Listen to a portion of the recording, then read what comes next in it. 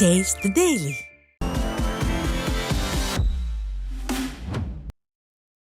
ராமநாதபுரம் மாவட்டம் இருவேலி பகுதியில் திறனற்ற திமுக அரசின் தகரடப்பா பேருந்து நடுவழியில் பழுதாகி நின்றதால் பயணிகள் கடும் அவதியடைந்தனர். கட்டாலங்குளம் செல்லும் அரசு நகர பேருந்து சாயல்குடி பேருந்து நிலையத்தில் இருந்து பயணிகளுடன் புறப்பட்டது.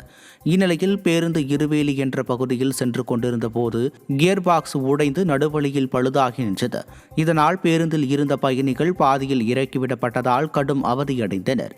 திறனற்ற திமுக அரசு பேருந்துகளை சரிவர பராமரிக்காததால் அடிக்கடி பழுதாகி பாதி வழியில் நிற்பதாக பொதுமக்கள் குற்றம் சாட்டியுள்ளனர்.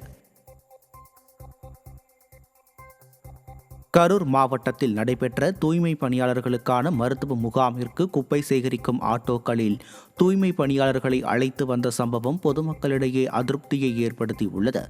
கரூரில் தூய்மை பணியாளர்களுக்கு அரசு மருத்துவக் கல்லூரி மருத்துவமனையில் சிறப்பு மருத்துவ முகாமின் தொடக்க விழா மருத்துவக் கல்லூரி மருத்துவமனை கூட்டரங்கில் நடைபெற்றது. இதில் இந்த முகாமிற்கு தூய்மை பணியாளர்களை திறனற்ற திமுக அரசின் மாநகராட்சி நிர்வாகம் குப்பை சேகரிக்கும் வண்டியில் ஏற்றி வந்தது பொதுமக்களிடையே அதிருப்தியை ஏற்படுத்தியுள்ளது. ஸ்டிக்கர் ஸ்டாலின் அரசின் மாநகராட்சி நிர்வாகத்தால் தூய்மை பணியாளர்களை ஒரு பேருந்து அல்லது வேனில் அழைத்துச் செல்ல முடியாதா என மக்கள் கேள்வி எழுப்பியுள்ளனர்.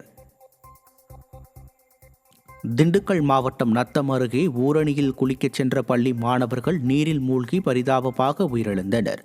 நத்தம் அருகே கொசவப்பட்டியில் உள்ள அரசு உதவி பெறும் பள்ளியில் 8ஆம் வகுப்பு பயின்று வரும் கோகுல், 5ஆம் வகுப்பு படித்து வரும் டாங்க்லின் இன்பராஜ், யாதேஸ்வர் ஆகிய 3 பேரும் கல்குள ஊரணியில் குளிக்க சென்றுள்ளனர். அப்போது நிலை தடுமாறி ஆழமான பகுதிக்கு சென்றபோது 3 பேரும் நீரில் மூழ்கி பரிதாபமாக உயிரிழந்தனர். இதையடுத்து அப்பகுதியில் நடந்து சென்ற கிராம மக்கள் குளத்தில் உடல் மிதப்பதை பார்த்து தீயணைப்பு துறையினருக்கு தகவல் அளித்தனர். பின்னர் சம்பவ இடத்திற்கு வந்த தீயணைப்பு துறையினர் 3 பேரின் உடல்களையும் மீட்டு மருத்துவமனைக்கு அனுப்பி வைத்தனர்.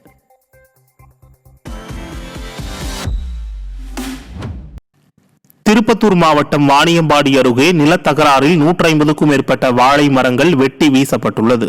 வெள்ளக்குட்டை நன்னேரி பகுதியில் சாந்தகுமார் மற்றும் சேகர் இடையே 75 சென்ட் நிலம் குறித்து தகராறு இருந்தது. இது தொடர்பான வழக்கு நீதிமன்றத்தில் நடைபெற்று வரும் நிலையில் சாந்தகுமாரின் நிலத்தில் பயிரிட்டிருந்த 150க்கும் மேற்பட்ட வாழைகளை சேகரும் அவரது உறவினர்களும் வெட்டி சாய்த்தனர். இது குறித்து ஆலங்காயம் காவல் நிலையத்தில் புகார் அளித்து நடவடிக்கை எடுக்காததால் வாணியம்பாடி காவல் துணை கண்காணிப்பாளரிடம் சாந்தகுமார் புகார் அளித்தார். இந்த சம்பவம் அந்த பகுதியில் பரபரப்பை ஏற்படுத்தியது.